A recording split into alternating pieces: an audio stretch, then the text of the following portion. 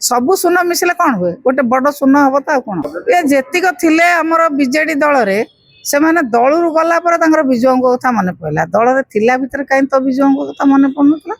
मंच कर नागरिक मंच कर गत वर्ष कौन विजुओं को श्राद्ध वार्षिक हो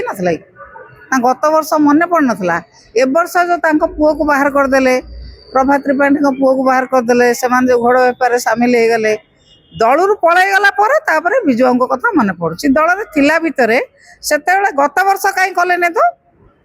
गत वर्ष मंच करी कहीं विजुओं कथा कौन गत वर्ष मन पड़ ना यही वर्ष मन पड़ा बिजु लिगासी को लेकिन ओडिशा नागरिक मंच गोटे गढ़ा जाइए जो विजय महापात्र सीधा बिजु बाबूर जो संपत्ति को लेकिन उठे कथा तो प्रकृत में बिजु बाबू संपत्ति कहार विजुओं संपत्ति विजुओं संपत्ति जहाँ अच्छी जे तो आनंद भवन ये तो दान कर ओडिशा को दान कर आउ जी संपत्ति अच्छी अल्प संपत्ति अच्छी पुओ मैंने अच्छा संपत्ति कहार हाँ देश देश हाँ देश विजु बाबू जो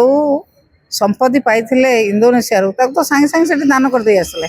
एवं विजु बाबूर जो जन्मस्थान आनंद भवन तो से दान कर सारी जो ये मंच कर नागरिक मंच कर गत वर्ष कौन विजुओं को श्राद्ध वार्षिक हो ना गत वर्ष मन पड़ नाला ए वर्ष जो पुओ को बाहर करदे प्रभात त्रिपाठी पुओ को बाहर करदे से जो घोड़ बेपार सामिल हो गले दलू पलैगला विजुओं कथा मन पड़ुची दल थिला भितर से गत वर्ष कहीं कले तो गत वर्ष मंच करी कहीं विजुओं कथा कौन गत वर्ष मन पड़ ना यही वर्ष मन पड़ा यही वर्ष मन पड़ी जेहेतु पुओ को नवीन को विदा कर प्रभुता पुओ को विदा कर